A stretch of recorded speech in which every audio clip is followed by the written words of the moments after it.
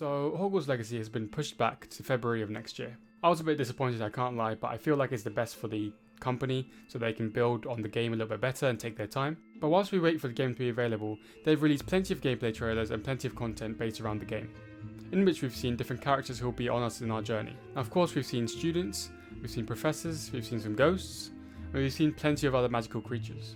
In today's video, we're going to be discussing all the returning Harry Potter characters in Hogwarts Legacy.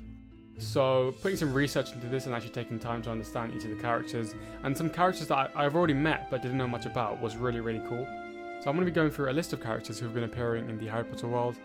Now, of course, there's only a limited number of returning characters that have been revealed, but I'm sure we get more as we go along. So at first, we've got nearly Headless Nick. Now, I'm sure everyone knows who this is. Even if you're not a fan of Harry Potter, this guy has somehow branched himself out beyond the Harry Potter world. Nicholas de Mimsy Porpington, otherwise known as Nearly Headless Nick, will be present in the game. He'll be the ghost of Gryffindor, as we know, but it is not exactly clear how he'll be involved in our story. Now, there's a bit here in the clip where we're walking up some stairs with him and Nearly Headless Nick is telling us about his headless hunt, but immediately after that we say, don't forget why I'm here, sir. Now, this obviously means that we are in a mission or a cutscene of sorts, meaning that we do have some form of a mission with him, so I'll be interested to see what sort of mission we can do.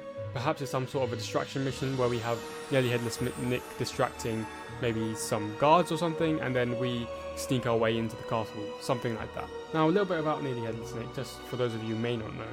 He was a wizard at the royal court as an adult, but unfortunately he was executed by an improper decapitation after a magical mishap with Lady Grieve. What basically happened was he tried straightening her teeth, but it backfired and she grew tusks instead. Since then, he's become a resident ghost of Hogwarts Castle and the ghost of Gryffindor. So having shown Nearly Headless Nick in the gameplay trailer, since they're already willing to reveal the characters in the game, I do feel like he has a heavy role in our story. Now, of course, only time will tell. When the game comes out, of course, I'll be covering all this. So next we have Professor Cuthbert Binns. He is a long-standing professor who teaches history of magic even after his death. So he has appeared in plenty of other Harry Potter media, as you can see on the screen now. He has a rich and varied historical knowledge spanning a lot of wizarding history. Although he wasn't exactly the most engaging teacher. He taught at a very old age and fell asleep in the classroom to die in slumber. You could say that is probably a nicer way to die.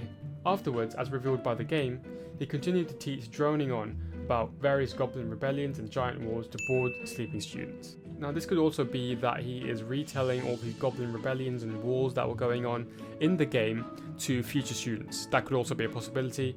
Now, he could also be telling us about these goblin wars and rebellions that happened perhaps before this game was set. He actually taught Harry and his classmates for 3 years until all, if not every student, dropped history and magic after finishing their L's. I mean, from the sounds of things, it probably sounds like he should stop teaching. So next we have Victor Rookwood. So he necessarily hasn't been brought up in all the Harry Potter media, but he's another antagonist who was a dark wizard who seemingly allied himself, as you can see from this trailer, with Ranrock and the goblins. Regardless of their mutual goals, it seems their alliance is very stable. It's not exactly clear as to his long-term motivations, but they do seem to have a pretty sinister demeanour. He actually hasn't been in any of the older Harry Potter movies, at least to my knowledge, but the reason I'm bringing up in this video is because his surname links to Augustus Rookwood. He was a Death Eater loyal to Lord Voldemort after the battle. He's arrested and imprisoned in Azkaban. We could see the long line of Rookwoods being fleshed out a little bit more to really understand what's going on around the Rookwood family, and of course we don't exactly know his motivations, but it could lead on to show us how Augustus Rookwood came about. Now we have Peeves. Now, I know many of you might know who Peeves is. Peeves was a poltergeist at Hogwarts. He was fond of mischief and chaos and was a constant pain to everybody in the school, especially Filch the caretaker. But I wasn't a big fan of him, so that's fair. And only the Bloody Baron and Albus Dumbledore were able to control him. Although Peeves battled Voldemort and the Death Eaters at the Battle of Hogwarts, he soon returned to his troubling ways at Hogwarts after the battle. He could actually become invisible at will, but he also had a physical form, as you can see in the gameplay trailer. So as you can see, we've got some sort of mission here with him, but it'll be interesting to see how that lays up against the more major missions, the storyline missions. Whether this is a side mission, who knows, but I do feel like it might be. I can't really see him being involved that much with our story, but I could be wrong, and I guess we'll have to wait and see. And last but not least, we have the Fat Lady. Now, as everyone knows, she guarded Gryffindor Tower at Hogwarts and required a password to enter, then swung open her portrait. Now, I've put up a list for all the passwords that have been throughout the years of Hogwarts. She was very dutiful and didn't let those who didn't know the password enter, so if you forgot, you were pretty much screwed. She does have a sensitive side though, as seen during Prisoner of Azkaban. The scene where Harry and all the Gryffindor students run up to the Gryffindor common room, but they realise that the fat lady has gone, and she is actually hiding behind one of the animals in the portrait. And it turns out that a werewolf had come and scratched her portrait. So in response to this, Dumbledore gave her a corridor with trolls guarding it. But when he died, she was so distraught that she gave Harry free entry and began to cry. So as a guard of Gryffindor Tower, I can definitely see us meeting her many times. Now just before we end, we have one last figure that I'd like to talk about, a prominent figure in Harry Potter, the Headmaster. Now the Headmaster can't be Dumbledore realistically, because Dumbledore wasn't even born at the time that this game may be set. However, if this game is set during the 90s, then there is a possible chance, since I believe Dumbledore went to Hogwarts during this time. However, he was a student and not exactly a professor.